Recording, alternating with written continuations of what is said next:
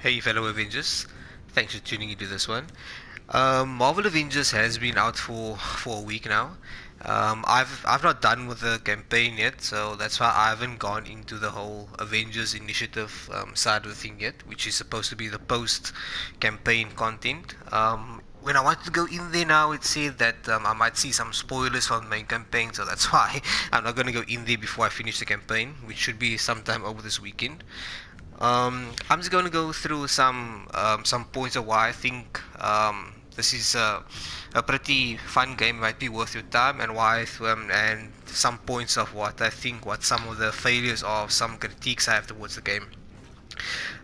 First of all, I have to say this game probably has the same amount of critique against it, like stuff like The Last of Us 2, probably. I mean, half the community hates the game, love it, and half, and the other bit of in between, the gray area. They have no opinion about the game at all. They're not interested in it at all. So number one. I'm not gonna number anything, but I would say one of the first things I can say about why this game had me hyped, and why I think it is pretty cool, is that you can be an Avenger. So at the moment, there are only six Avengers playable in the game. It's Miss Marvel, Black Widow, Hulk, Iron Man, Thor. Uh, we Miss Marvel. Yeah, I think I said Miss Marvel. Yeah, Miss Marvel. So those are the six characters you have. So that's a plus side. In what other game can you be Iron Man and Hulk and Captain America? Oh, that's the other character. Captain America and Black Widow at the moment, etc. There's no other game where you can be them and bash enemies, bash people's heads in. So that's a big plus point. What else can I say? I mean, there's future content coming to the game. There's going to be more heroes added. Um, One of the negative things, or what the negative things in the news I've seen, are with the challenge cards. I'll go through the challenge cards over there now. Is with the challenge card where you can earn your cosmetics. Is basically that these will be paid for the new heroes. I hope that's not the case and that they will rethink the decision, because that would be a big negative thing. I mean, if you have to pay for the challenge card, which is both basically like a battle pass per character to get your costumes and stuff. Um, that would be a big negative. So that's a negative. So I'm hoping they change it. It's not set in stone, I think. So I'm hoping they change that. But like I said, there's going to be more heroes added. There's going to be more missions and stuff added by the Avengers Initiative, the post game section, or the post campaign section of the game. Um, Another thing I can say is the gameplay wise, it feels pretty good. It feels pretty solid. It was fun already in the beta. Obviously, it can only improve with time if they add more to the game and refine things a bit more, iron out some of the bugs. Um, so when it comes to the gameplay, at first I thought it's just a bunch of square and triangle combinations. If I go through Iron Man, for example, when it comes to combat, these are all the things you can do. All of the heroes have this. They have a melee section, and they have, depending on what hero it is, some of them, they all have different things here. Like Iron Man, for example, he has his repulsors, which are those normal light beams that he shoots from his palms of his hands, which you always see in the movies and stuff. You have the lasers he shoots from his chest, and then you have rockets that come out of his hands. So in game you switch between these two with the right D-pad. You switch between them. So basically. You can upgrade. It's a grindy game. That's the other thing I have to say. This game is grindy. So if you are a player that likes stuff like Destiny, maybe Division 2, normal Division, um, Anthem, this is a grindy game. I mean, I'm not saying it is Anthem, because I never played Anthem beside post beta. But this is not a video about Anthem, but I'm just making because many people make the comparison that it is as bad as Anthem. So I never play the full version of Anthem, so I really know about that, anything about that. So that's probably why the game appeals to me. It's a bit grindy. You have to earn all your skill points to unlock everything. So combat at the basic level, it's a bunch of square and triangle combinations. It's only once you start unlocking things where it gets a bit more fun. I can say it was a bit boring until I started unlocking things with the skill points you get by leveling up. So each character has a whole bunch of these that you have to unlock. And then also they have the speciality section, which is their hero ability over here. In this case, it's Hulkbuster. You summon Hulkbuster, and by getting more skill points and unlocking things, you can let Hulkbuster or allow him to do more things like shoot rockets, lasers, whatever the case may be. And there you have also every hero has a support ability, like this one with Iron Man. He shocks and disabled all the you can see all the enemies around him because the enemies are all robots basically, androids or whatever, symbioids or whatever they are called. And this adds more to that. If you unlock further in the tree, it allows you to do more things with that. So, and your defense, each character has a defensive tree, which has all your defensive abilities to make you be able to absorb damage a bit more, to vault over enemies, um, or to generate your willpower a bit stronger. Your willpower is what you generate by defeating enemies by doing light attacks. To be able to do the hero abilities, you have to fill a bar up to do that. You probably see that in gameplay clips online about the game.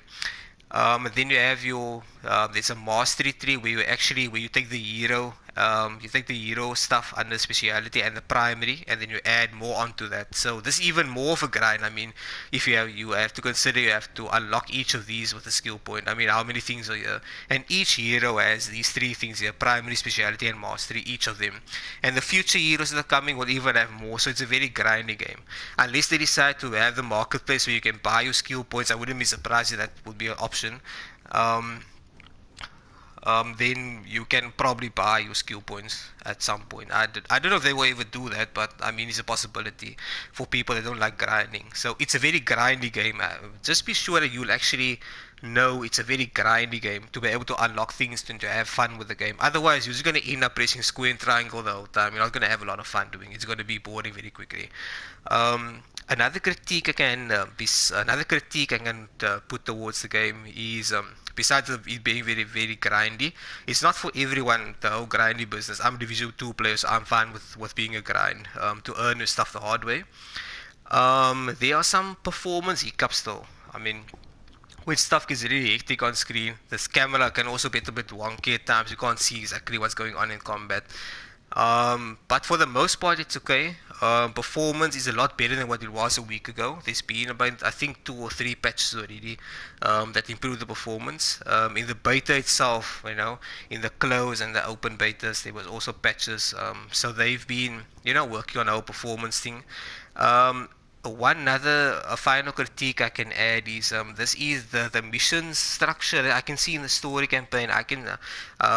It's probably the same in the Avengers Initiative. It's a bit repetitive. I mean, a little bit repetitive in the environments and in the variety in enemies you get. All of them are either symbiotes or guys in suits flying around with jetpacks, different kind of robots coming at you with different attacks. I would have liked to see more variety in enemies, but I mean, it's it. I would have liked to see that. It's probably one of the biggest criticisms that I can agree with other people online have played the game for like maybe 200 hours since it came out. If that's even possible. I think so. There are guys and streamers and stuff that have actually maxed out all the characters already. I mean, if that's your living, so you have to do it really. Um, so that's why it's a very grindy, it's repetitive, but if you're having fun doing it, it's still okay. I mean, there are other games that are repetitive. They are just a bit smarter at actually hiding the repetitiveness, like Ghost of Tsushima did it in a brilliant way. It didn't feel repetitive at all, but you were doing the same thing over and over, but you felt in playing it that you wanted to play it. The same with Spider-Man, another brilliant title. Also repetitive, but you felt like you wanted to do it. So Probably they are thinking with this game they will just do the same kind of formula, but will give you Avengers instead. So you would feel that you want to do it. It's probably one of the biggest criticisms is the repetitiveness and the grindiness. But I think based on the type of player you are, if you like grindy games, you like earning your stuff the hard way, you don't mind facing similar, more or less similar enemies at the same time. You don't care that much about the environments. The graphics, and everything is not bad, but I mean, it's a lot of recycling as far as I can see. The missions basically that I've seen so far, you have to hold certain points to hack a computer. You have to rescue some hostages. You have to go into a facility and destroy a server, or you have to destroy a generator or a turbine, or you have to, or a combination of those. I mean, one of the criticisms I can also agree, or I can see eye to eye with the people that criticize that. But I mean, how much variety could you have in an Avengers game? I mean, how much variety could you have? You Because I mean, if I bought this game because I just want to be an Avenger. I want to be Hulk and smash things and smash the ground up. So I mean, I want to be Cap and throw my shield in someone's face and bash them and kick them through the chest and all that stuff. So I'm not sure what else they could have done with it really. I mean, they're just making use of a license. I mean, and giving us some fun. So basically, that's some of the pros and cons. You can make up your own mind if that's the kind of thing you're into. The grindy, repetitive games where you have to work for your stuff. I mean, then this time might be the game for you. You might end up enjoying it. I mean, I'm enjoying it so far. We'll see how far I get one. We'll see how I feel about it after I max out all the skill trees and max out all the characters I have. Then we'll see how I feel about it.